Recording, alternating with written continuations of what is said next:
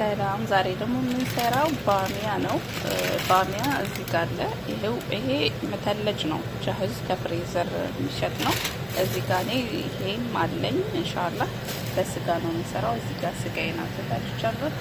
እዚህ ጋር ደግሞ ስጋዬን የማበስልበት ወረቀት ጋር ግርፋ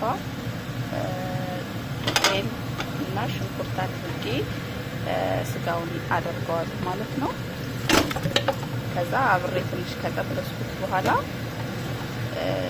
ከድኜ ለ20 ደቂቃ በስለዋለሁኝ። እዚህ ጋር ሽንኩርቴን እያቁላላሁ ነው። ኢንሻአላህ ሽንኩርቴን እያቁላላሁኝ በጎንም ስጋዬን እያበሰልኩኝ።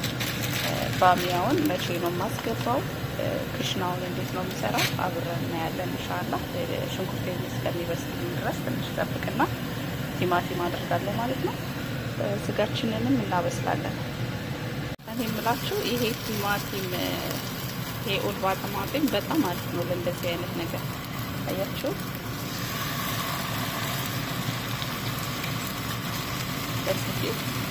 በቃ ፍሬሽ ነው። በቃ አዲስ ነው የሚመስለው፣ አዲስ ቲማቲም ነው የሚመስለው። ጣዕሙ ራሱ በጣም ምርጥ ነው ወላሂ። ይሄንን ማለት ነው ማንኛውም ኢደም ስትሰሩ ይሄንን ቲማቲም ተጠቀሙ።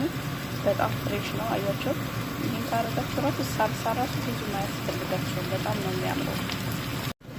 ቄስ ይኸው ስጋዬን እንደዚህ ትንሽ ካቁላላሁት በኋላ አሁን ውሃ አደርግበታለሁ ማለት ነው። ውሃ አድርጌ ለ20 ወይ ለ30 ደቂቃ ከድነዋለሁ። አንድ ማጂ ጨው አድርጌያለሁኝ። ኢንሻአላህ ውሃውን ያው በውሃው መረቅ ባሚያውን እንሰራበታለን፣ ሩዝ እንቀቅልበታለን ማለት ነው። በዚህ መልኩ ከድነዋለሁ። እዚህ ጋር ቲማቲሜን አድርጌ ሽንኩርቴን እያቁላላሁ ነው። ማጅ አድርጌያለሁ። ቅመም የምትፈልጉትን ቅመም ማድረግ ትችላላችሁ፣ ችግር የለውም።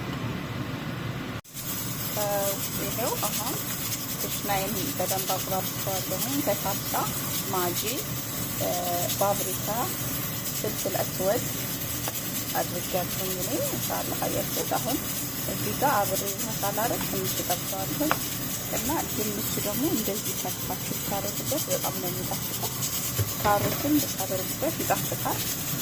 ከዛ እንደዚህ ታደርግና ይሄንን ውሃ ላደርግበትም። ለምን የስጋይ ውሃ መረቁን በኋላ በመረቁ ስለሆነ ማንተከትከው ዝም ብዬ እንደዚህ አድርጌ አሁን እሳቱን ቀንሼ ስጋው እስከሚያልቅልኝ ድረስ ጠበስ ታደርገዋለች ማለት ነው በዚህ ሁኔታ። ከዛ በኋላ የስጋው ውሃ ሲያልቅ በስጋው ውሃ ነው ማለት ነው። ይሄ ይመስላል ኢንሻአላህ። ስጋዬ እስከሚያልቅ እየጠበኩ ነው። ያው ስጋችን በዚህ መልኩ በስሏል ታያችሁት። ከዛ ቀይ መረቅ በመረቁ ነው የምሰራው አልኳችሁ። ከዛ በዚህ መረቅ ወስጄ ይሄው አሁን በስጋው መረቅ አበስለዋለሁ ማለት ነው።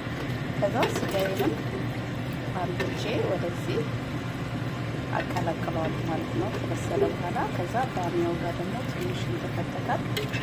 ከዛ የባሚያውን ነካ ይወስዳል ማለት ነው ስጋው ራሱ። አሁን ከዚህ አብሮ ትንሽ አንድ 10 ደቂቃ አብሬ ተከትከዋለሁ ማለት ነው ስጋውን ከባሚያው ጋር። በጣም ነው የሚጣፍጠው በጣም። በዚህ መልኩ አብሮ ይተከተካል ማለት ነው ባሚያው ጋር ስጋው።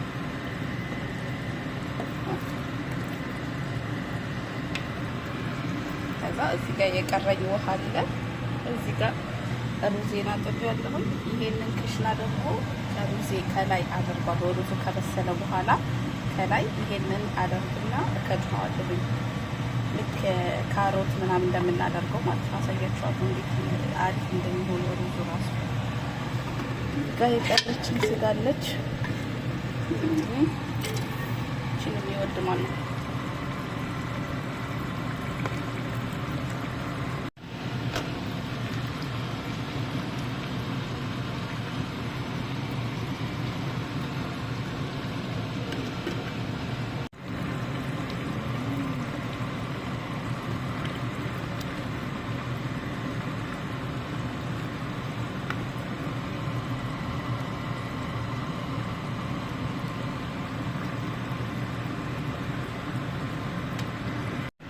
ቅድም የሰራሁት ድንች የለም ከሩዙ ጋር አደረኩት። አይቻት